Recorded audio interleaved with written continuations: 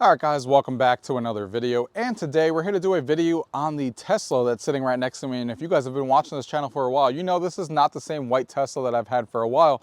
And that's because this is actually a rental right now. So I have it for another day or two while they fix my current Tesla. This is the first time I actually had to bring my Tesla into the service center. It was making some noises on the front right tire area.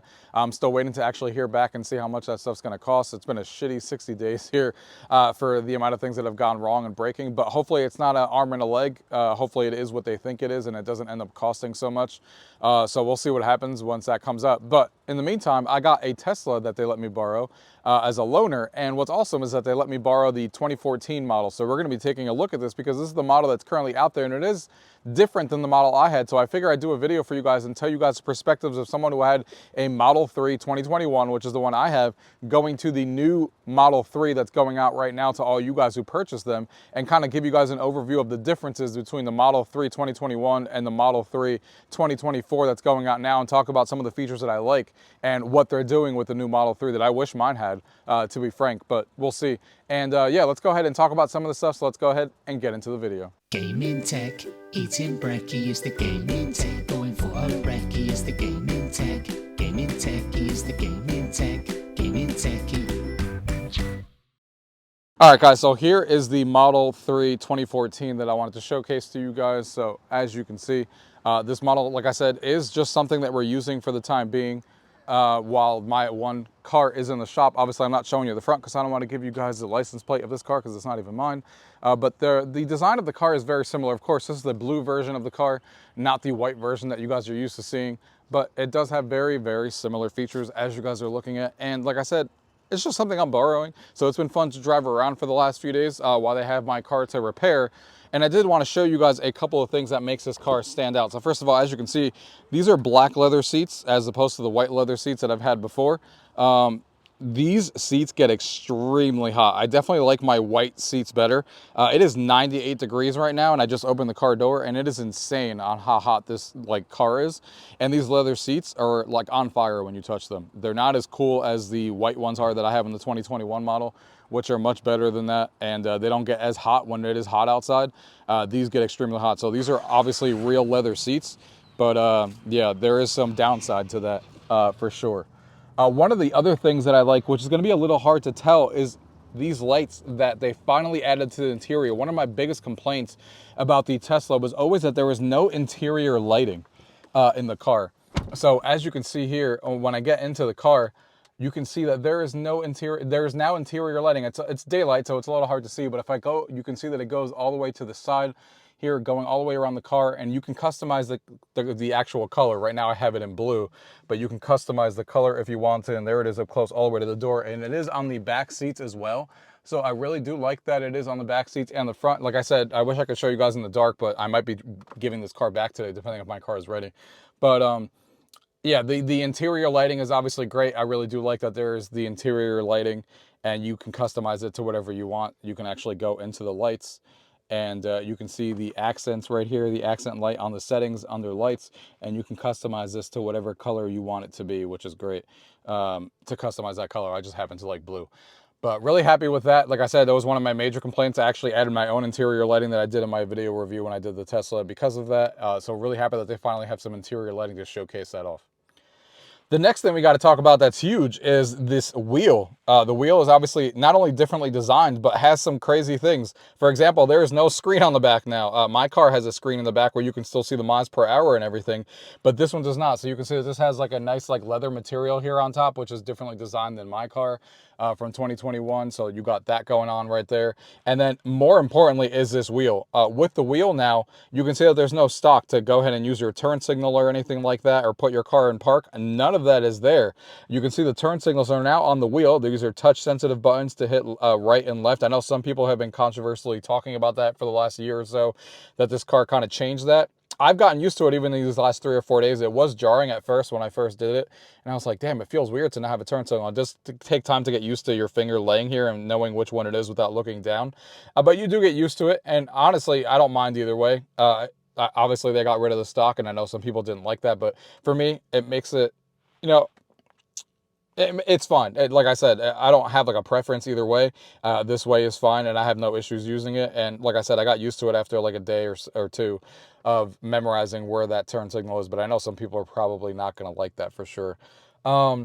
The next thing that obviously changed because there's no stock is obviously putting your car in park and drive and reverse and everything, which is interesting. So the way you do that is when you put your foot on the pedal here, you can actually touch the button right here. We're going to have to unplug the car real quick because it is charging and it's not going to let us showcase that. So let me just unplug the car. So now that the car is unplugged, you can see right here on the side, there's like a little area right on the top that says like park and then up and down.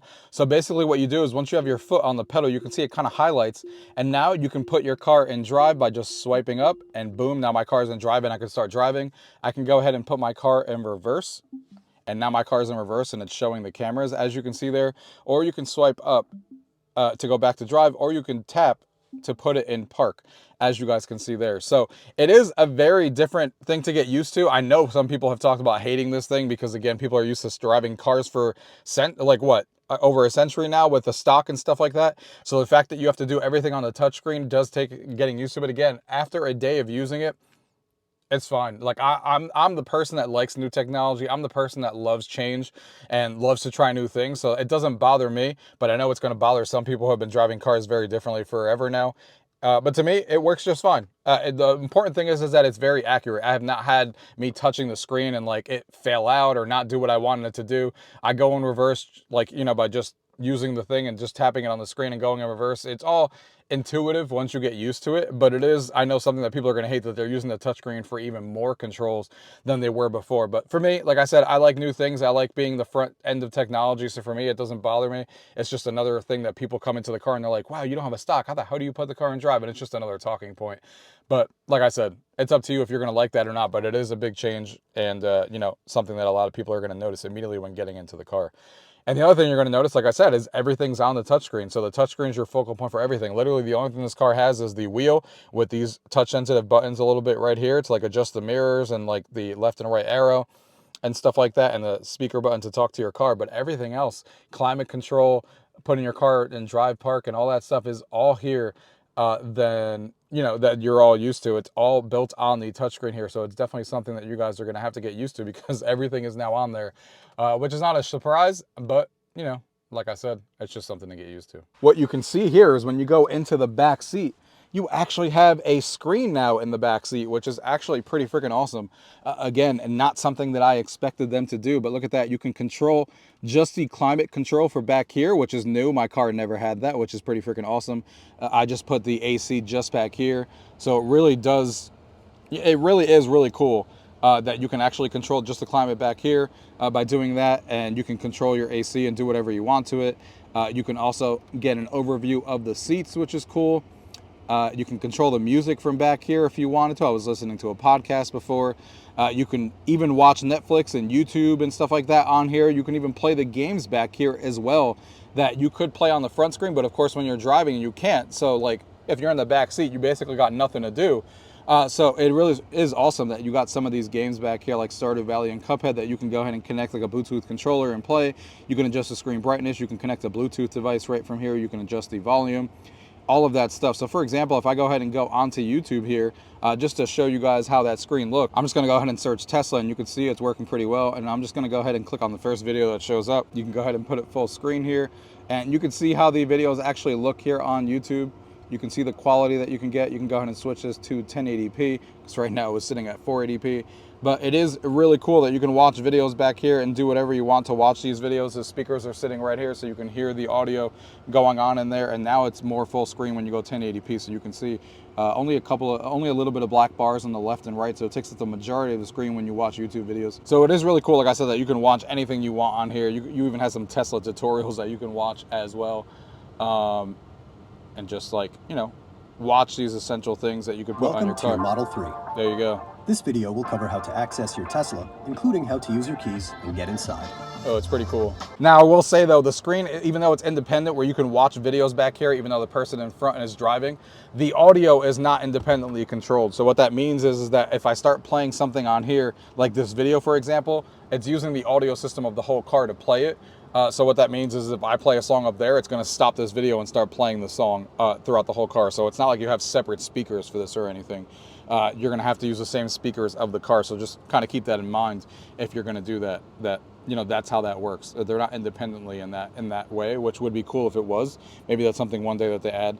But like I said, it's really cool to be able to control all that stuff back here. This is definitely something I want in my car. The fact that I can control the back here and then just turn off the back if I want to for the AC, and you know, have the volume controls. I can control the music back here without asking the driver to do things while he's driving, and we could just search for music back here. I really like this back screen, even though I'm probably never going to be the one to use it because obviously I'm never in the back seat and I'm always driving my car. But for everyone in the back seat, I think it's really cool that you have a screen back here to control all your music and even play some games if they want to do that while you're taking a long road trip.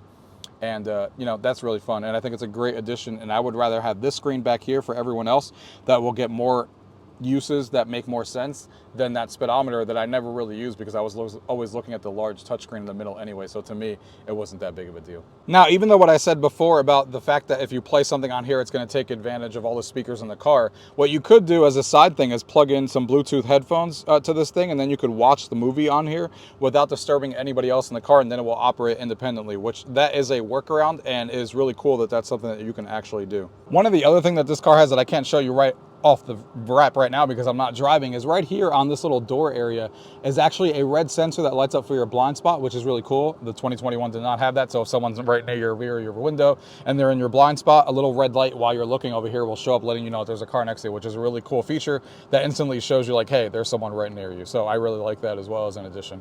The back seat's a little roomier too as well compared to before. Not anything crazy, but it is a little roomier. You can see the newly designed like top you know, see-through glass and stuff is more of like a bubble shape, and is a little bit differently than the Tesla that you saw before when you're looking at it, the Model 3 2021. So I do like this version better. It has a better looking design. Even like I said, they're all subtle changes if you want to talk about them that way. When it comes overall to it, it's not going to be like a drastic difference, but the car has a slightly different look than when you look at it from the front like this than the Model 3 2021 that I have does. It has a slightly different look, and I do like the more like shape look of this car as opposed to the more bubbly look that the Model 3 2021 has. If I was going to compare it, it's not the craziest thing, and it's not like, oh my God, it's so different kind of thing. You have like a brand new car, but you can notice the subtle changes when you're looking back and forth on both of these cars for sure.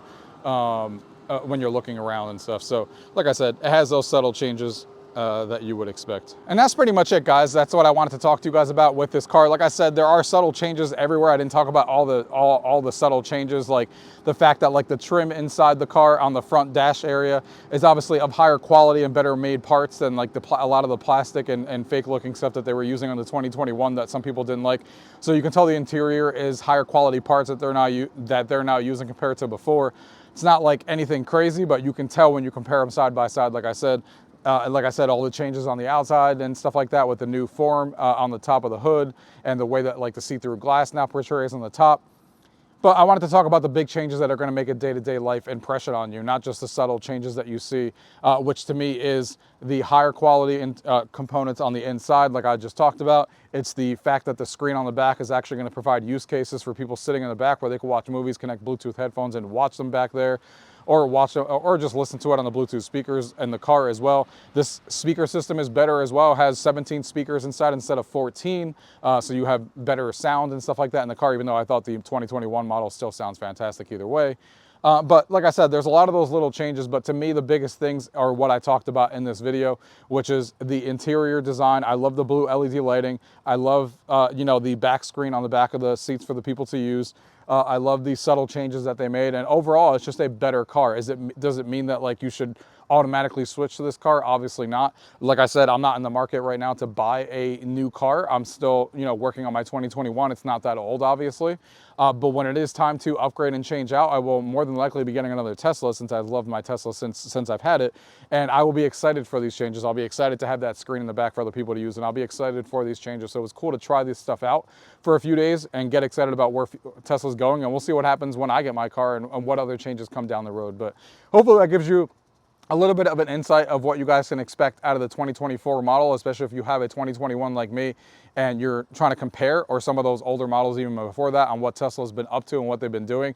Really, really satisfied with this car. It feels great while you're driving. It feels even smoother than my 2021 because of what the changes they made to the suspension and all that stuff. But man, it's a great car. It was a lot of fun to drive, and the changes that they made, I think, were in the right direction, even though there might be some people who hate the fact that they got rid of the turn signal stock and stuff like that. That's now all handled on the touch sensitive buttons and on the touchscreen. But for me, I don't have a problem with change. I like trying new things, and after a day I got used to it all, like I showed you guys in the video. But it's obviously going to be your choice if you like it or not. But either way, you're either going to buy a new Tesla or you're not, and that's how those are. It's not like you have an option either way. But hopefully that gave you guys some good insight. If you guys have any questions about this car or the 2021 model, let me know. Thank you guys for watching. Until next time.